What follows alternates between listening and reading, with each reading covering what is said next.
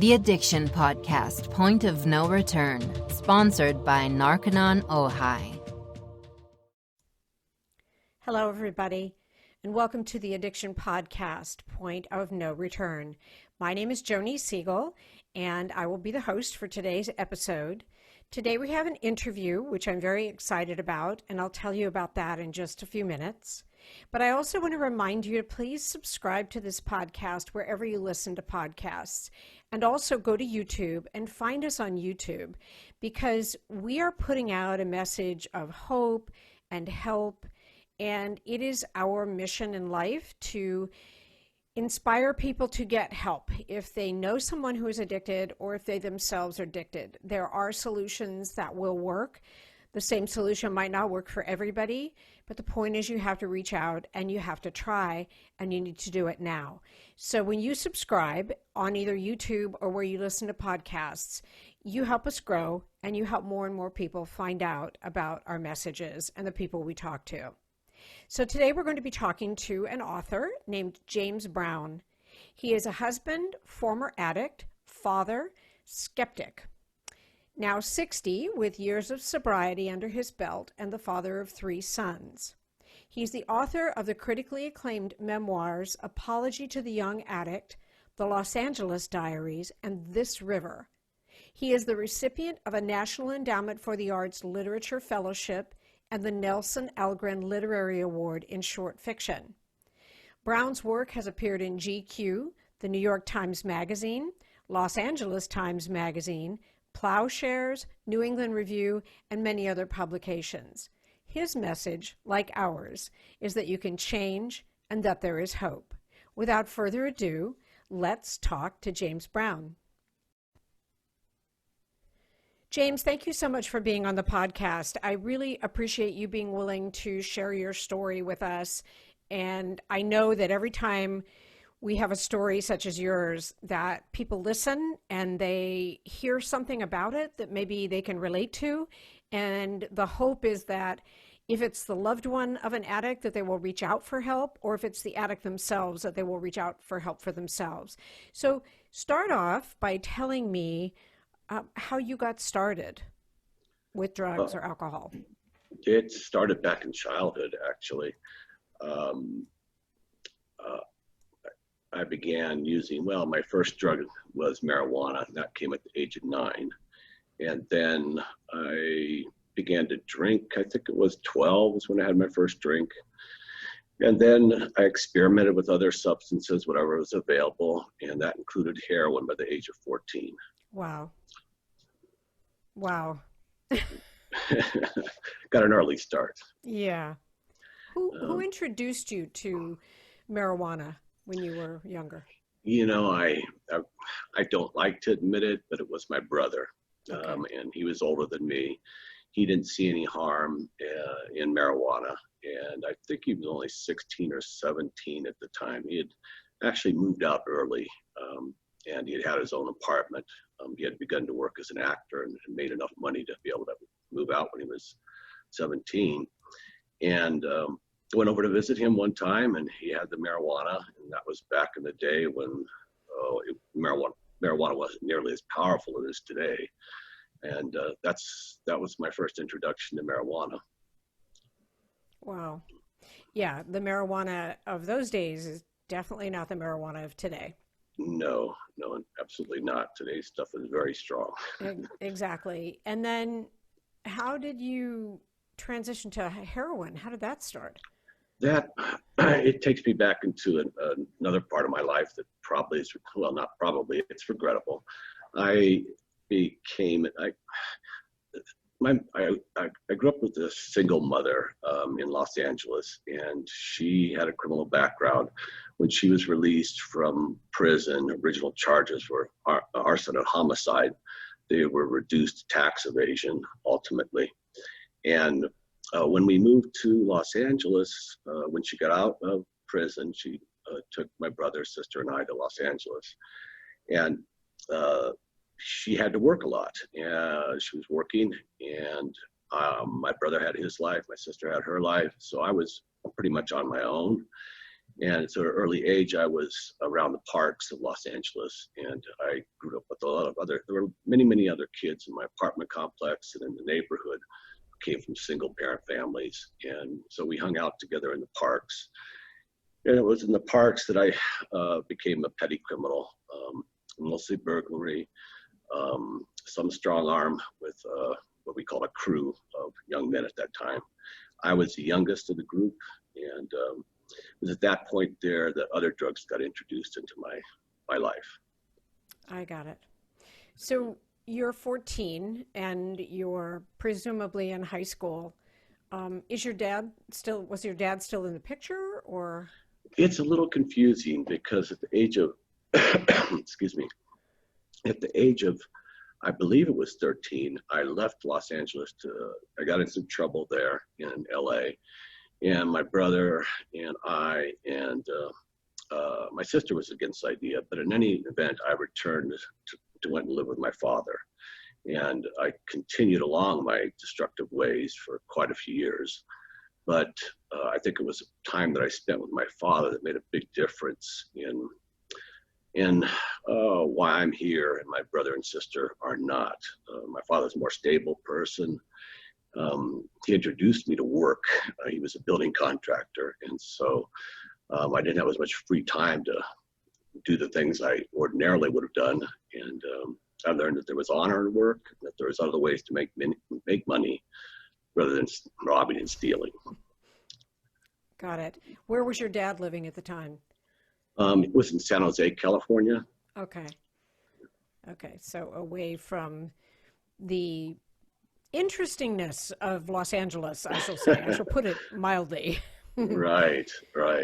Okay, so did you go to school while you were with your dad in San Jose? Did you continue with your high school up there? I continued with my high school, and one of the things about my academic career is that I think I went to 12 or 13 different schools before I actually got to my sophomore year in high school, when my dad located to a house on a quote unquote nicer part of town. And there I was able to go through my sophomore, junior, and senior year at one school. But that was the first time in my life where I ever got to go to school for longer than 1 year. Wow. I mean, I'm an ex-military brat, so I moved around, but it was every 3 or 4 years. I didn't go to different schools every year. That's kind of hard because you have to get a whole new circle of friends, and you become sort of like, I don't mean like a non-entity, but I mean you become like the new kid, and every time you move, you become the new kid. That's right.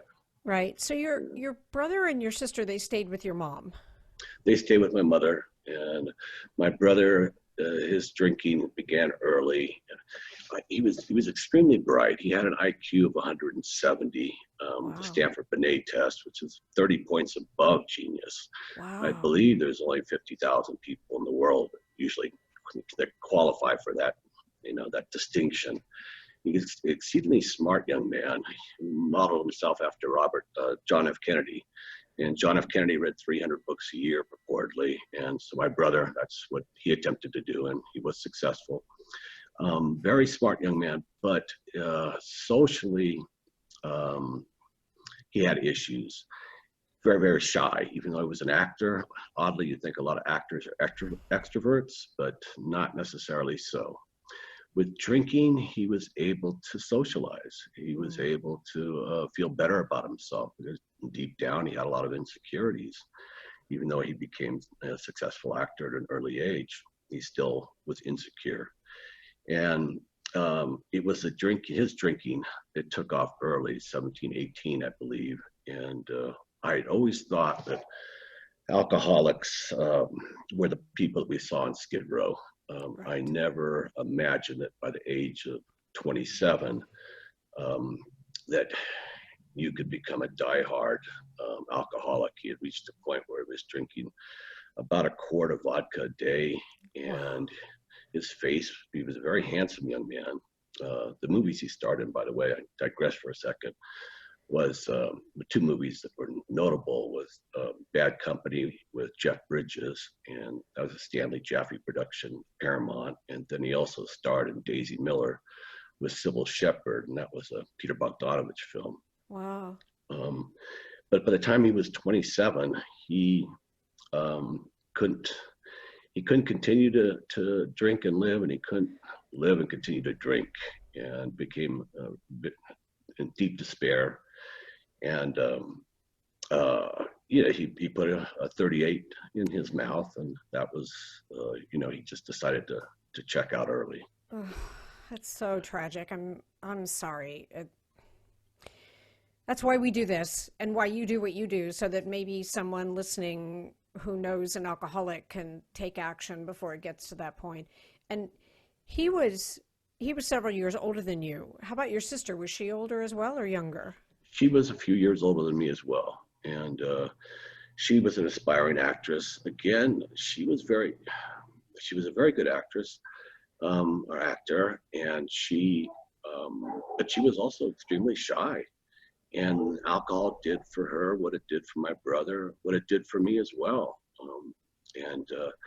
She also liked her cocaine, and became a cocaine addict as well as an alcoholic.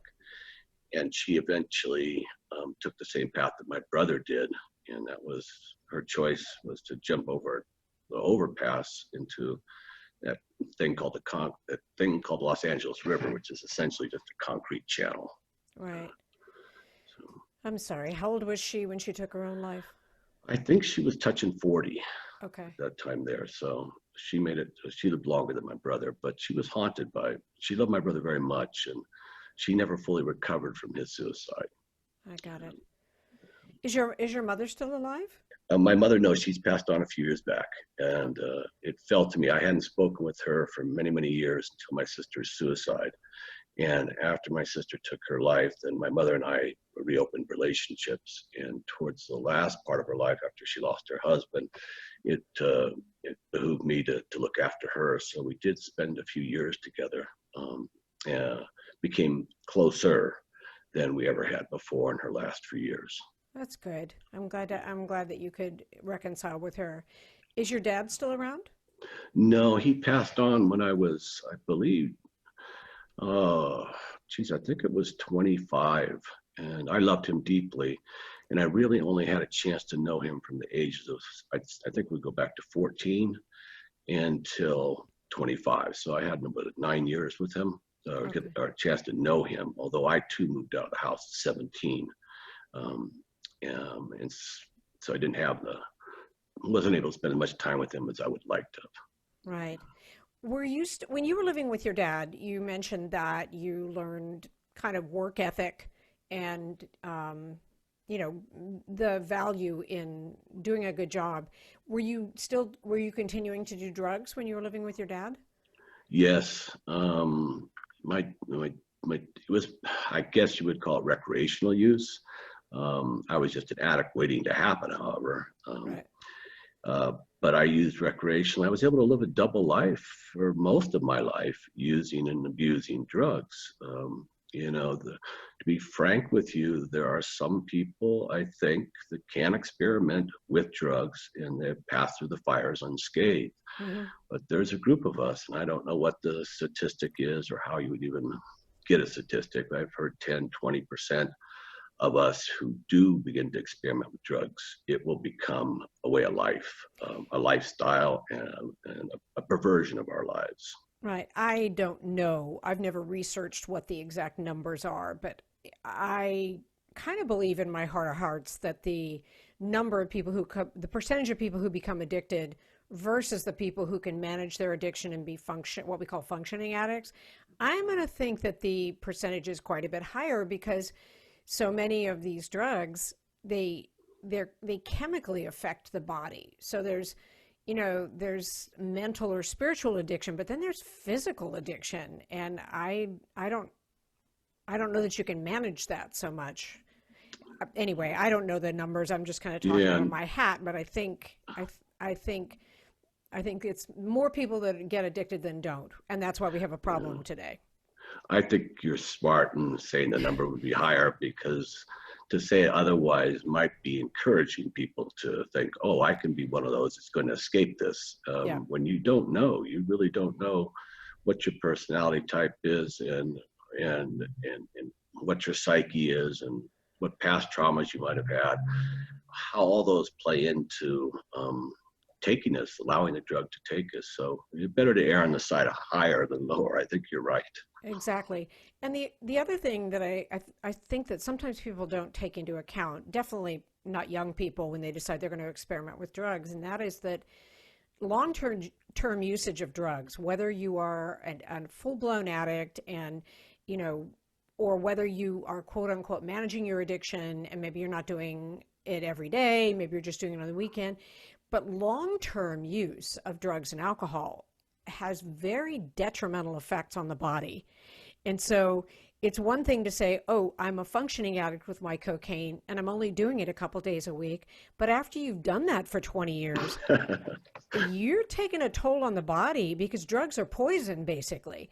And, a little bit of it can make you high, a lot of it can put you to sleep, and too much of it can kill you. But, I think if someone thinks that they are managing their addiction to some degree, they're fooling themselves and not taking into account the long term. But I digress from your story. No, but you're making a good point about that. And that's what, one of the nuances of that point that you're raising is denial, and that people think they're quote unquote functioning. And that's one of the things that keeps a lot of people from getting help sooner, is they think they can manage it. You're right. Maybe on the surface, it appears that they can manage it, or they convince themselves. But the fact is their lives are slowly, incrementally falling apart. Even the so-called functioning alcoholic, functioning drug addict, like you said, if there is such a thing. And then you're right about the long-term effects on the body. My liver has been compromised, and I have to pay special attention to what I ingest now. If I were to pick up drinking again, I may not have as many years to drink. Should I survive my drinking, my own body would tell me my time is up. Right. The other thing, and I'm just going to say this to the listeners, is that if you are listening to this podcast and you think that you are either a functioning addict or you do drugs, regularly, but you don't think you're addicted, my suggestion would be try stopping and see if you can go 2 or 3 weeks or a month without the drugs. And guess what? If you can't, you're addicted. There you go. Yes, right. I'm just going to put that out there. No, it's a good thing. Okay. So did you go to college? Yes, I did. I went to college. I got my bachelor's degree from San Francisco State, and it was my father encouraged me to go to college. I was the first in my family to go to college. Although my brother and sister were exceedingly bright, they chose not to take that route. I did, however, go to college and studied creative writing, English literature at, like I said, Cal State San Bernardino. Then I went back to work in the trades. My father was a B1 contractor, so he did it all from electrical work to plumbing to hanging drywall. And I learned many of those skills from my father. So after I graduated with my bachelor's degree, I went back to work in the trades, working as an electrician. You are listening to the Addiction Podcast, Point of No Return. For more information on the podcast, or to reach out if you have a story you would like to share with us, go to our Facebook page by the same name, or you can email us at theaddictionpodcast@yahoo.com, or go to our website, theaddictionpodcast.com, or call us at 727-314-7080. And please remember to subscribe to our podcast wherever you listen to podcasts and give us a 5-star review. For more information on our sponsor, Narconon Ojai, visit their website at narcononohai.org. That's NARCONONOJAI.org. Or call 1-866-231-5924. That's 1-866-231-5924. Sometimes, the hardest thing about getting someone into recovery is getting them to agree to treatment. Bobby Newman, a certified drug counselor with 30 years experience and an over 85% success rate as an interventionist, has created a series of 12 videos that you can use right now to learn every step to get your loved one to agree to treatment. Call 1-833-918-0008 today and say the word podcast to get a 10% discount. Or go to newmaninterventions.com and type in the word podcast for a 10% discount. This service comes with a free 1-hour consultation with Bobby. And then after I did that for a few years, I decided I wanted to go back and get my advanced degree. And so I got my MFA in fiction writing from UC Irvine. And believe it or not, I was still drinking regularly, doing drugs, so-called quote unquote recreationally.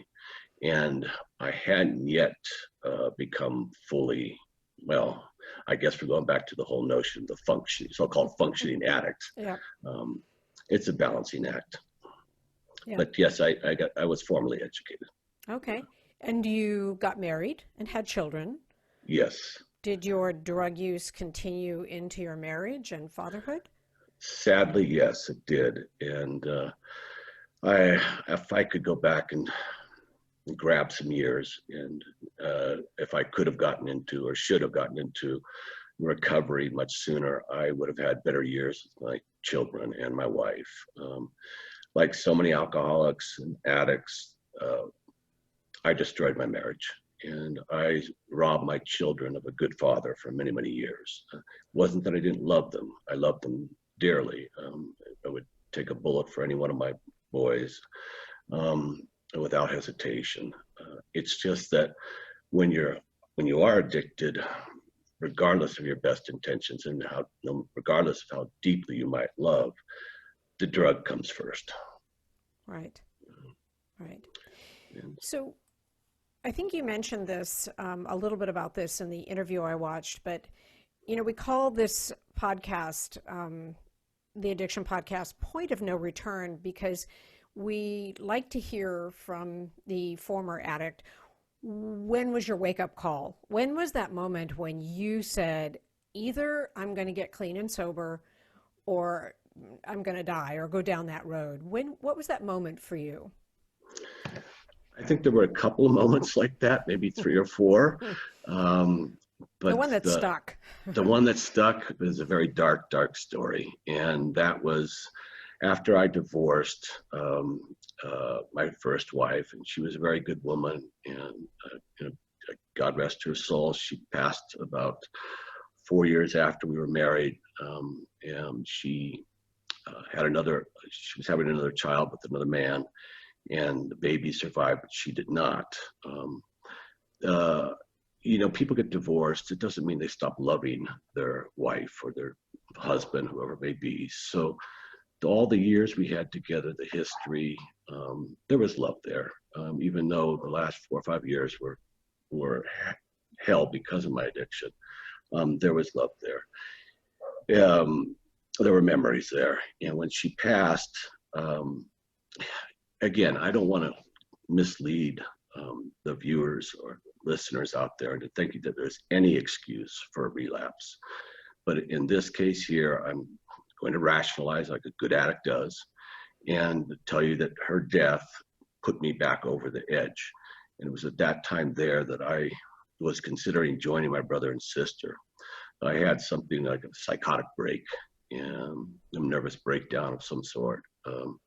And I went out on a huge bender of methamphetamine and alcohol, resulted in me being transported by my second wife at that time. We're still married, happily married, to the hospital. I leaped out of the car while the car was moving. One of my sons was with me. He jumped out of the car as well. And we proceeded to make our way across the Badlands of San Bernardino. I don't know if you know much about San Bernardino, but it's a very rough town. I live in Lake Arrowhead in San Bernardino County. And arrived at a hotel, proceeded to drink. My son was with me, and the next day, well, to try and make the story shorter, my wife performed an intervention, and I ended up going to Loma Linda Behavioral Modification Center. And that was one of the major turning points in my getting sober, was my first and only stint in rehab. I got it. And how old was your son when he was with you that night? He was just a pup. I would say he was about 14, 15. Okay. Have you ever talked to him about it? And Let me take that back. He was 12 years old. Yes, we did talk about it. And, I've been very, very fortunate in the sense that my boys have forgiven me. To the best of my knowledge, they've forgiven me. I've talked to them about it. I've attempted to make amends. I have made amends. And the only way I could prove that I was serious was to maintain sobriety. But yes, I put my children, the children, sadly enough, are some of the greatest casualties of the addict and the alcoholic. that's right. And my children suffered, but they have seen their father sober for quite a few years now. Well, congratulations on that. How many years sober are you? I'm 12 years sober Wow. from alcohol and about 17 from narcotics. Wow, that very well done. I know that that's not the easiest thing in the world, so very well done to you. Thank you. So, what made you then decide to write a book? Well, Or three books? I've written quite a few books, and I started off as a novelist, and I'd been wanting to be a writer for most of my life. And it takes me back to the story of my brother. My brother saw what route I was going down, and he was a scholar, and so he introduced me to writing, and I loved him. I tried to please him, so I would write the stories, even though we were living far apart, 400 miles away. He in Los Angeles and myself in San Jose, and I was writing these little vignettes of sorts and sending it to him. And he would, of course, come back, even if they were terrible. He would say they were terrific. And Good so brother. that's right. So I had my brother and a couple of teachers, good teachers that they knew that I wasn't the best student, but they knew that I was interested in writing, and so they encouraged me. I made a big difference, and I was able to become a writer. That's awesome. I think I didn't ask you the right question. You obviously have a background in writing, but I believe that you've written 3 books that are sort of autobiographical about your story. Yes, I have. So what led you to writing those? The sobriety is Okay. what led me to writing the first book, the Los Angeles Diaries. And that particular book, I decided I was going to be honest and tell the truth. I wasn't going to hide behind my fiction anymore. I was going to write my own story. I had a friend of mine tell me, he said, Jim, your personal life is far more interesting than anything you can make up. Why don't you just write the truth? It's true. And well, the book was well received critically. It didn't fly off the shelves and become a bestseller, but even today, it's been out almost 20 years. The book is still in print. It's been through 8 printings. There's been 2 or 3 translations of the book, and there's been 11 editions of the book. So, and it's been used in colleges and drug rehabs programs, certification programs. So I was very fortunate that book was able to affect some other people's lives, and particularly those with struggles like my own. Right. And then I had a follow-up book called This River, and that one the first one, Los Angeles Diaries, dealt more with my brother and sister, their suicides, my criminal mother, our criminal mother. And then my next book, This River, dealt more with my immediate family, and again, with my active addiction.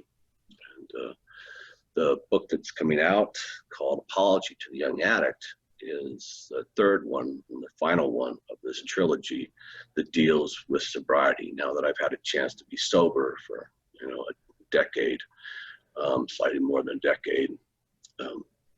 I'm able to see things more clearly in ways that I couldn't possibly see them if I wasn't sober for Right. that length of time. And so this one here is about sponsoring people. It's about the opioid crisis. It's about staying recovered, getting clean and sober, and then keeping clean and sober, and the struggles, because it's work. It's not as if you get clean and sober and get to stay that way and not have to worry about it again. That's right. It's a process. That's right. And it's not easy. No, I don't think it's easy for anybody, really. no, it's the hardest thing that I've ever done. Wow. Is to get clean and sober. My life, it was more normal for me to use and drink than it was for me not to. Right. Right. But your wife was obviously supportive because you're still together.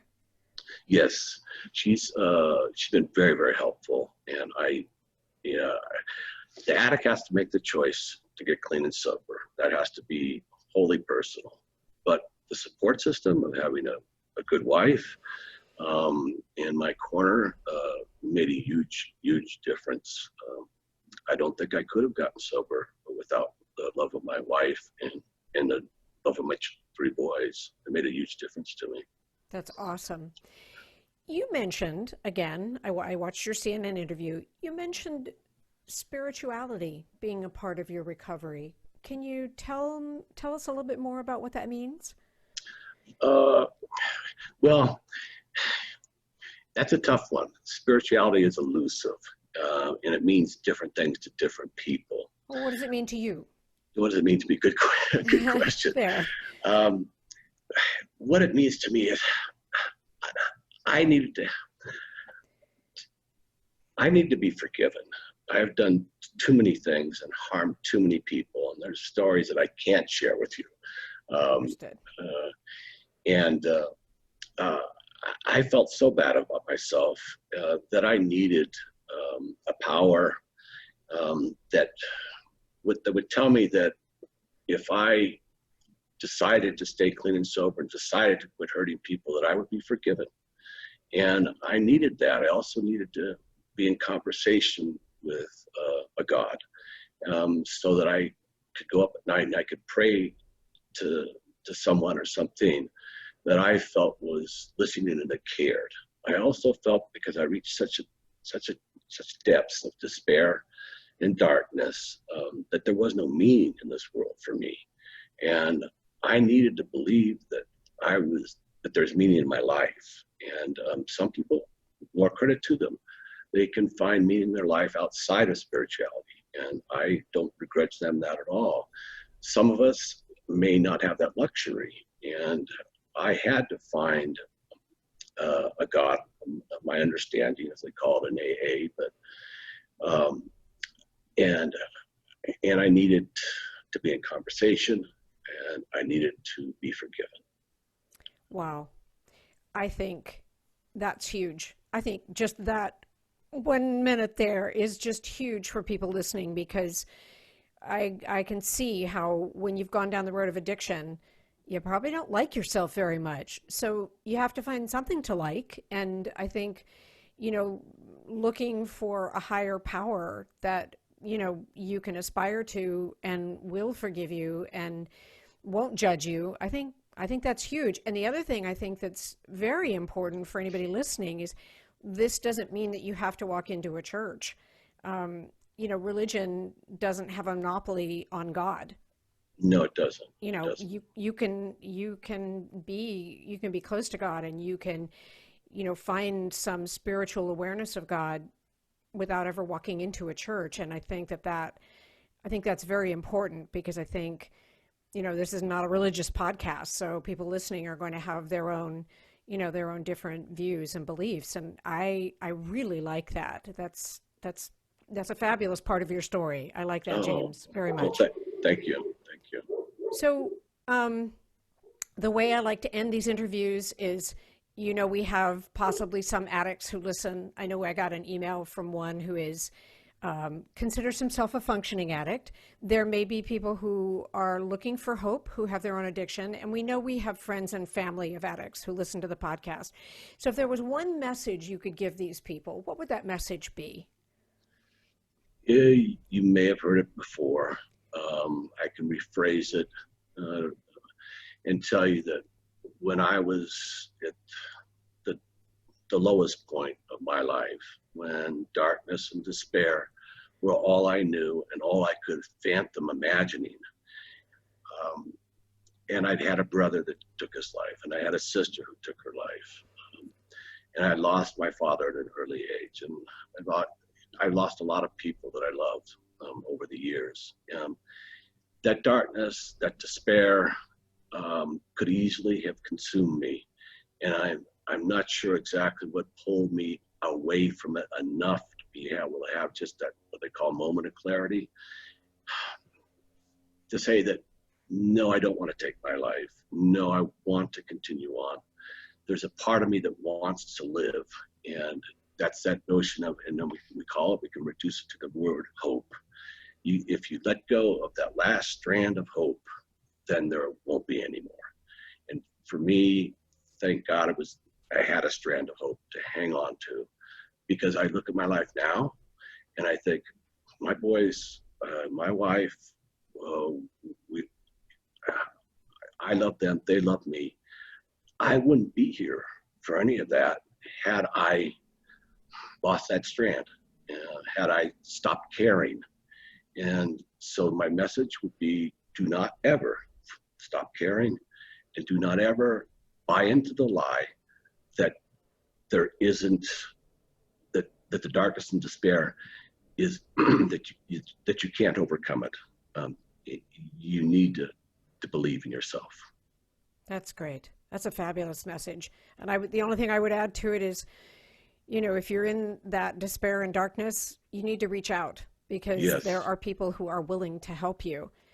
I'm going to tell you how to reach James on his website, which is jamesbrownauthor.com. And it's James like you spell it and Brown like the color, jamesbrownauthor.com. And your books are available on Amazon? Yes, they are. Okay, give me the titles one more time and tell me when the third one's coming out. The third one, the Apology to the Young Addict, will be released in hardcover on March the 3rd with Counterpoint Press. Okay. And then the other two are still in print, and they're still available on Amazon, Barnes and Noble, and I guess there's a place called IndieBound. That's another online bookseller. Okay, and then it's LA Diaries and The River? Yeah, it's This River, it's called. Oh, This River. LA Diaries and This River. Right. And you can show your book. You can show it. Can I? Okay. Yeah. This is the one. Okay. That's one coming out on March 3rd. That's the one coming out. This is what they call it, an ARC, Advanced Reader Copy. And I'll have the hardcover shortly. And, awesome. This River. Okay. Yep. Am I hold up right? It's just I have my camera right in front of my face. Okay. Oh, okay. Okay, perfect. And then the Los Angeles Diaries. Perfect. Awesome. James, thank you so much for being willing to share your story on the podcast. I can't tell you how much I appreciate it. Every time we get a story, and I know that I say this every time, but I know that for every story we tell, it's going to resonate with somebody. Somebody's going to listen. Somebody is going to take that little piece of the story that they can work with, and they're going to use it, and they're going to get help. And I can't thank you enough. Well, thank you. Thank you very much for this interview. I appreciate it. You're welcome. Thank you so much for listening to the podcast today. I don't know about you, but I thought that James's story is really quite something. And again, we just want to put out there that there is hope available. And you figure if someone who's had as much tragedy in his life as James has can get clean and sober and stay clean and sober, well, then the rest of you can. And if you don't think you can, then you should reach out. You should reach out for help. You can reach out to us as the podcast. You have our phone number, but our email, in case you missed it, is theaddictionpodcast@yahoo.com. You can reach out to us, and if we can't help you, we'll find somebody that can. You can also reach out to our sponsor with no commitment. You can get help from them. This is what they do: is they help people who are addicted to drugs and alcohol. That's Narconon Ojai, and the number is 866-231-5924. Don't forget, please subscribe to our podcast and subscribe to our YouTube channel. Visit us on Facebook, and we will be back again next week to talk to you again.